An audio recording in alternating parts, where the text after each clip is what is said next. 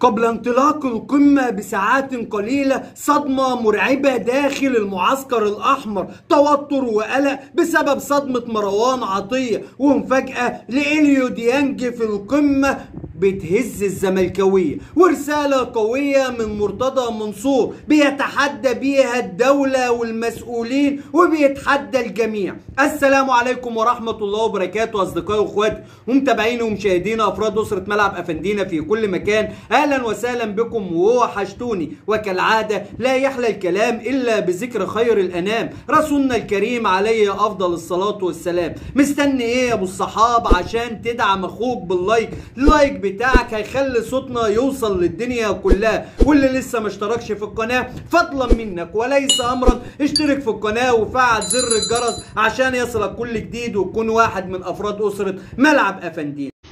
تابعوني وبعتوا ناس تبحث عني على الطلاق بالثلاثة. انا راقد على سكرتين مليانين غل وراضي بعشت.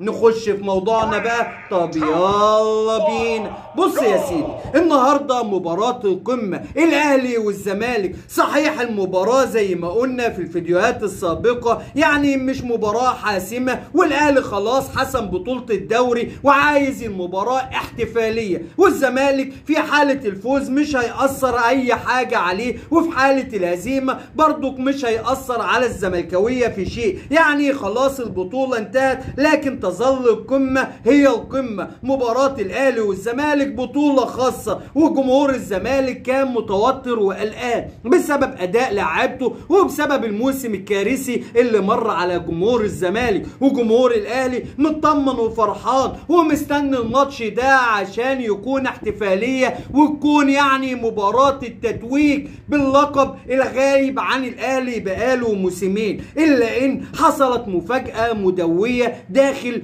المعسكر الأحمر، وفاة والد لاعب النادي الأهلي مروان عطية، اللي بنقول له البقاء لله وربنا يجعلها آخر الأحزان. مروان عطية من اللعيبة المحترمة واللعيبة المجتهدة اللي ثبتت نفسها داخل القلعة الحمراء، وكل أشاد بيه وبمستواه اللي يعني أضاف للنادي الأهلي وأضاف لمنتخب مصر. خالص عزائنا وخالص عزاء أسرة ملعب أفندينا لنجم النادي الأهلي مروان عطية، وربنا يرحم والده، ويعني يا رب يا رب يكون الجنة داره والرسول الكريم جاره. بس ده سبب قلق شديد داخل معسكر النادي الأهلي اللي كان هيعتمد هو بشدة على مروان عطية، اللي عنصر مؤثر جدا داخل القلعة الحمراء، اللي كان هيصنع الفرق في نص ملعب النادي الأهلي، واللي كان هيدي التفوق للنادي الأهلي على نص ملعب الزمالك. يعني كان الكل بيقول إليو ديانج مش هيلعب المباراة عشان خاطر موقوف دوليا، لكن المفاجأة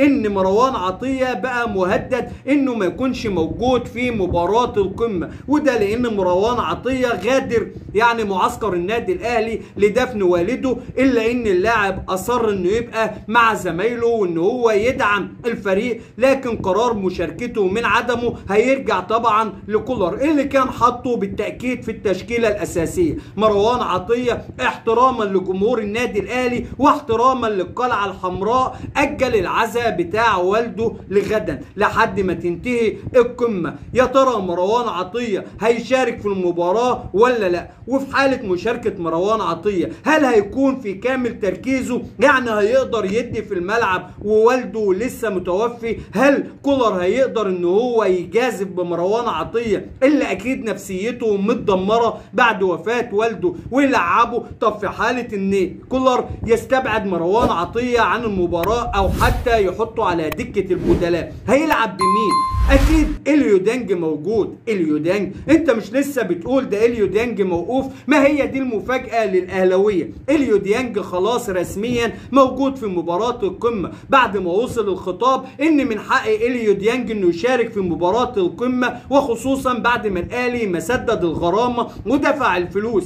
وده برضك عامل حالة من التوتر وخصوصا عند كهرباء كهرباء. يعني النادي الاهلي قدر يدفع فلوس اليو ديانج وبسرعه بالطريقه دي عشان اليو ديانج يبقى موجود. طب انا فين؟ انا كهرباء، انا الفولت العالي اللي ضحيت بالكتير وعملت كل شيء ممكن يتعمل عشان خاطر جمهور النادي الاهلي، ليه ما دفعتوش غرامتي لحد دلوقتي؟ ده انا مهدد بالايقاف في 2/8 ولسه لحد دلوقتي ما حدش بيتكلم في موضوعي، ولا حد قال لي انه هيسدد الغرامه، ولا حتى هنعمل ايه. في حاله توتر موجوده حاليا داخل اوضه يعني معسكر النادي الاهلي.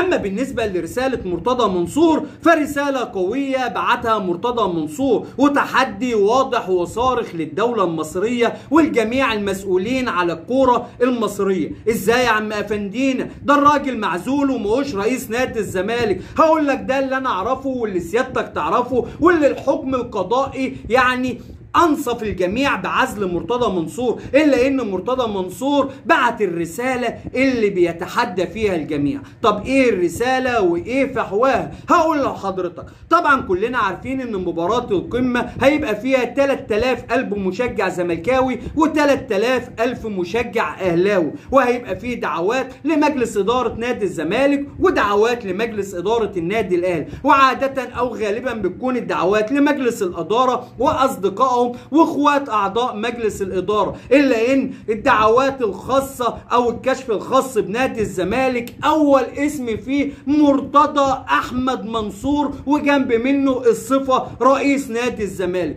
طبعا مرتضى منصور مش هيحضر المباراه لان كده كده مرتضى ما بيحضرش المباراه، لكن المستشار مرتضى قصد انه يعمل كده عشان يبعت رساله للكل: انا رئيس نادي الزمالك، انا بتحدى الجميع وبقول للكل انا رئيس نادي الزمالك. ومستر اكس ما بينتهيش، مستر اكس موجود في نادي الزمالك كرئيسا له. يا ترى الدولة هتسكت على الجواب ده؟ يا ترى الجواب اللي وصل لكل الهيئات الحكومية المصرية سواء وزارة الداخلية او هيئة الاستاد وكمان اتحاد الكورة ووزارة الشباب والرياضة هيسكتوا ان يبقى موجود مرتضى منصور كأول اسم ورئيس لنادي الزمالك؟ زي ما قلت لحضراتكم مرتضى منصور مش هيحضر اللقاء، بس دي الرسالة اللي مرتضى منصور كان حابب يبعتها للجميع: اعملوا اللي انتوا عايزينه وانا رئيس نادي الزمالك، انتوا تعزلوني وانا رئيس نادي الزمالك، تاخدوا احكام قضائيه وانا رئيس نادي الزمالك، هتقولوا هننفذ الحكم القضائي وانا رئيس نادي الزمالك، هتقولوا في انتخابات قادمه وانا رئيس نادي الزمالك. يا ترى اللي مرتضى منصور عمله النهارده